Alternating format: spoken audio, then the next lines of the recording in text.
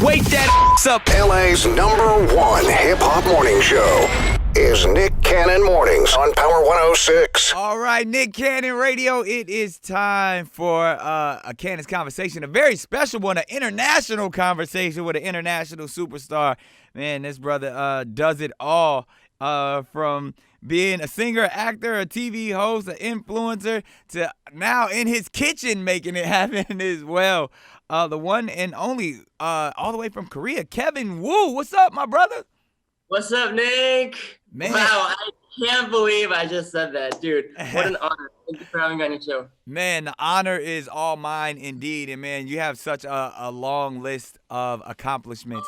But just to know that you're checking in with us from over there, what can I say? Komsomirao. Did I say that? 감사합니다. 네. Oh, thank you. You learned some Korean. Man, I could tell. Kanado set net. I mean, I go in. Man, come What? on, man. I'm all about the Korean lifestyle. Actually, I've been up on K-pop for so long, man. I directed some Nickelodeon Wonder Girls. Oh, that's right. Yeah, oh, my goodness. I used to manage them back in the day, so. Throwback. I've been up on K-pop for a minute and known the phenomenon that it's been globally for a long time. So obviously, man, you're a superstar on so many different levels. But I mean, people what they're first introduced to you from, was it UKISS, right? UKISS, yes, that was my group. Yeah, and then from there you branched out a few years back on your own and just been doing big things, man. So tell me a little bit about your journey, man. How did it all start for you?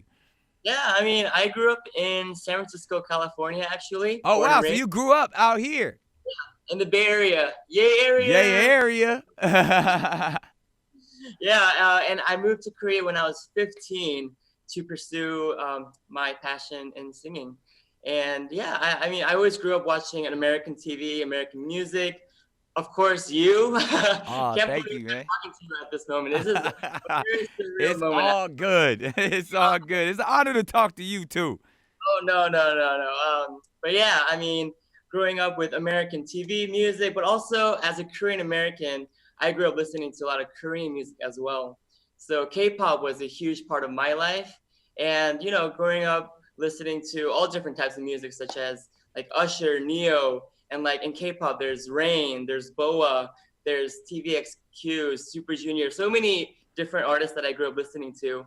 And I begged my mom that I wanted to go to Korea to audition to be in a boy band. Wow. So right out of freshman year in college, actually high school, when I was 16, I first came to Korea and auditioned to be in a K-pop boy band. Wow, man. And the rest is history, man. And it's funny that you are actually from the Bay and from here, because I mean, you know, like I said, I kind of been up on this for a while. I created a show, a K-pop influenced show called Make It Pop for Nickelodeon. Make It Pop. My friend Megan Lee was on that. I was about to say, yeah, Megan Lee and Erica. Yeah, all of those amazingly talented young people, and they were from all walks of life, but they still were in the world of K-pop and did some really cool things. So it's kind of like the phenomenon. And even to this day, like some people don't even know about K-pop, and it's like, yo, there's like it's the biggest thing in the world, literally. Yeah.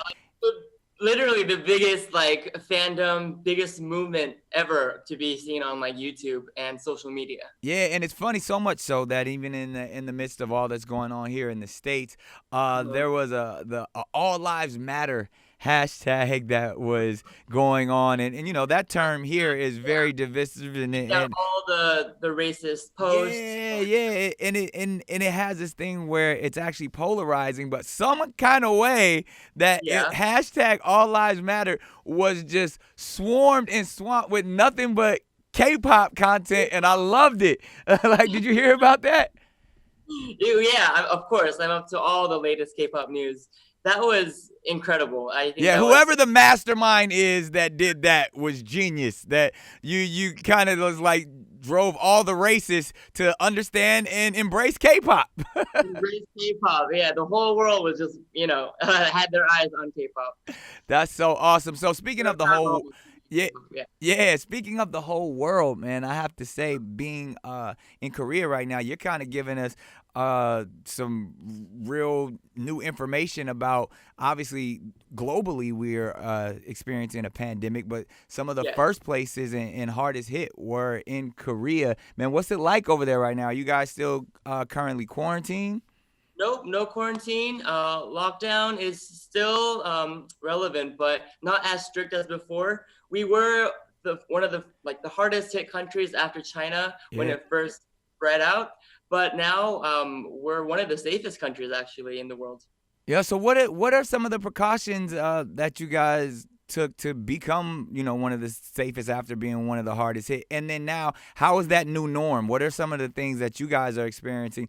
I mean, obviously, even my time in Korea, people were already very health conscious and kind of social distancing and masks and all that was kind of already going on. But now, what are some of the improvements and lifestyle changes that you guys have seen?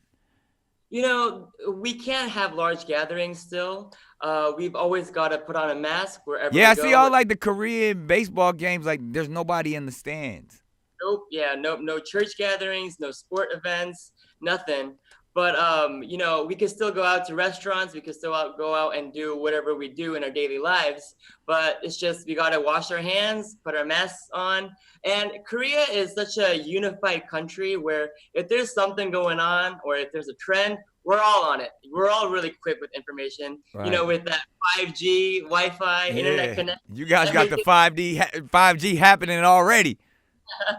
We're like the super connected country in the world, I would say, and information's super fast. Everyone's really just giving their best effort to make this better.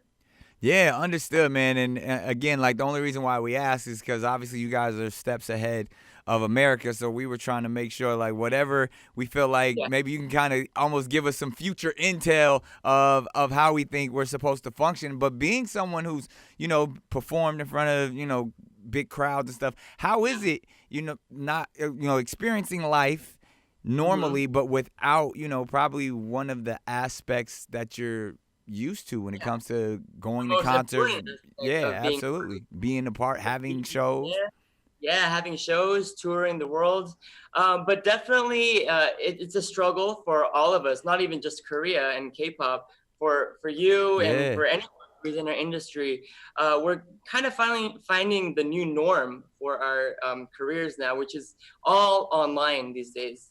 So these past few months, I've been really putting up a lot of content on the digital platforms, like my social media, like you said, doing cooking content, getting on with the TikTok, Yeah, I saw you got some funny some funny videos on TikTok where you singing and doing all that stuff like that. That's hot. A bunch of silly stuff that I would have never have done if it wasn't for coronavirus.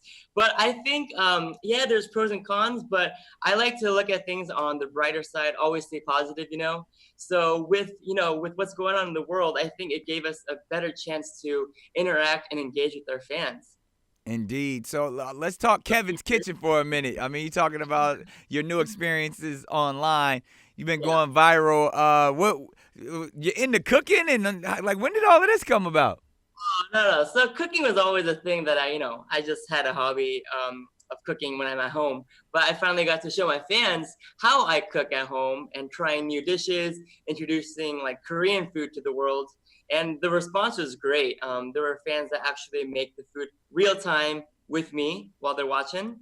It's just talking to a friend that's sitting in front of me while I'm cooking in my kitchen. Yeah, that's cool, man. So, hey, we wish you nothing but success in that space and, this new norm of everything that we're experiencing. Clearly, you're going to survive as an entertainer because you're super multi-talented. But right now, I got to put you in the hot seat. This is what we always do on the show. It's called the Firing Squad. We got some rapid fire questions for you. Some are psychological, some are philosophical, some are just fun. Either way, I know you're going to be able to handle them.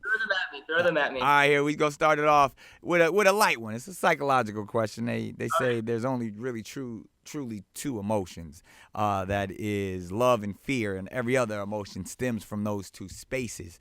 So when it's all said and done, Kevin Wu, are you loved, feared? What do you want to be known as when you step in the room? You want to be feared or loved? I want to be loved, man. All about that love. Do you know this? The finger heart? Yeah, it's right there, right?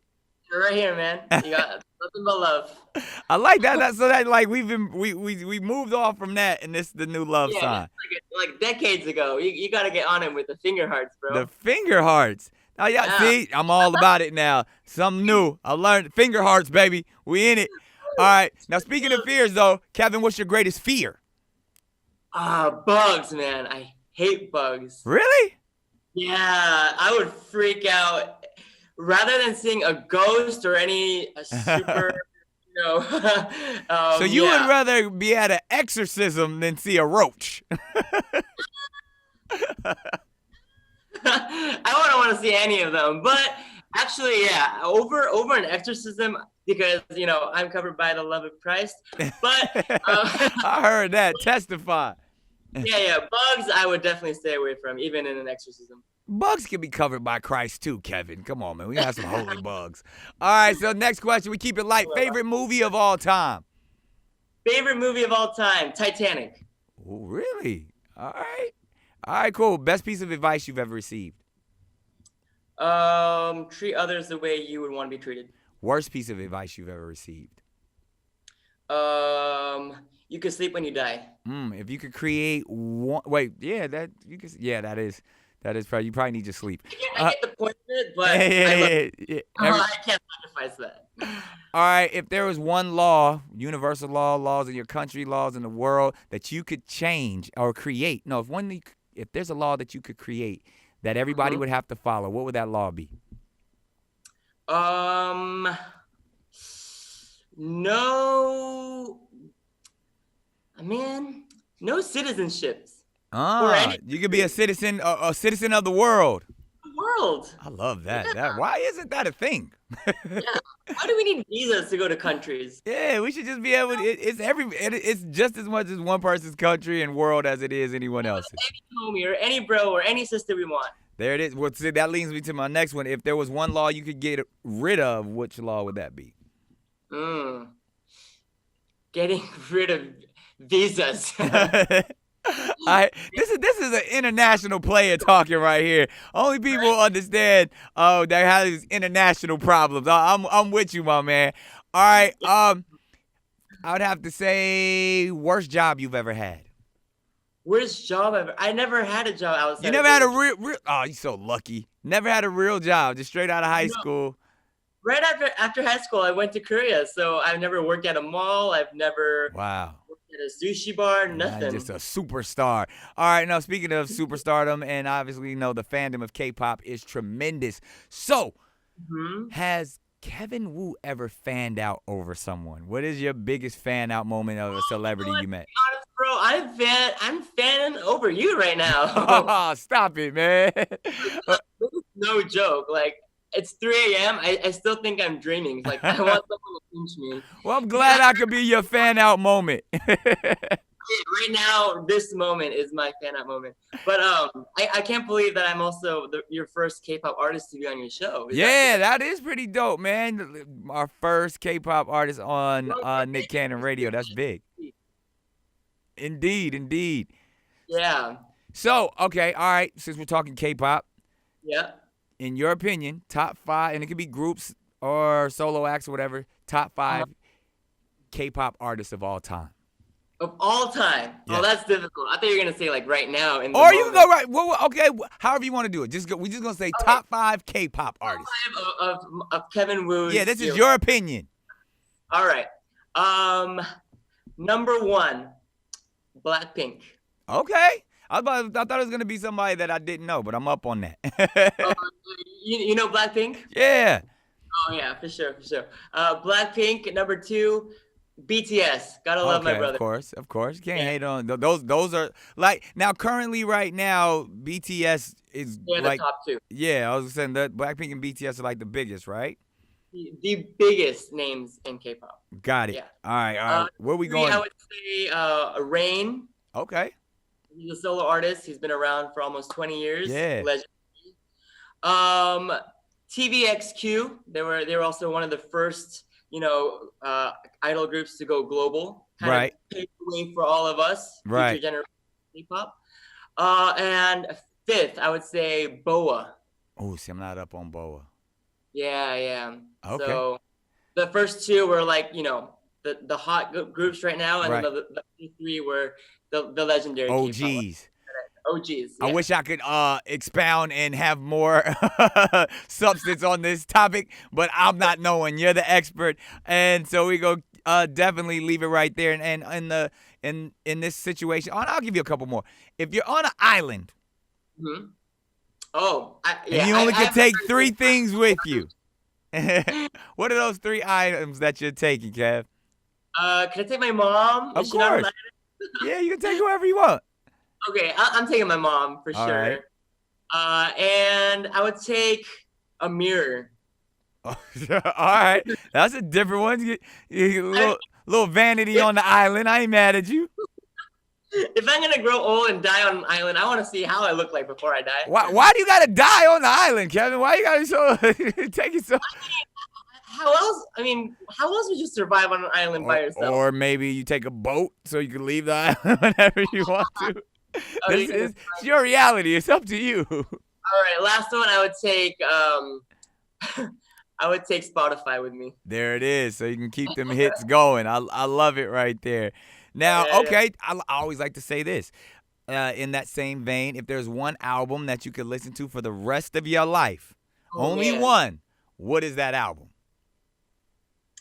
Oh God.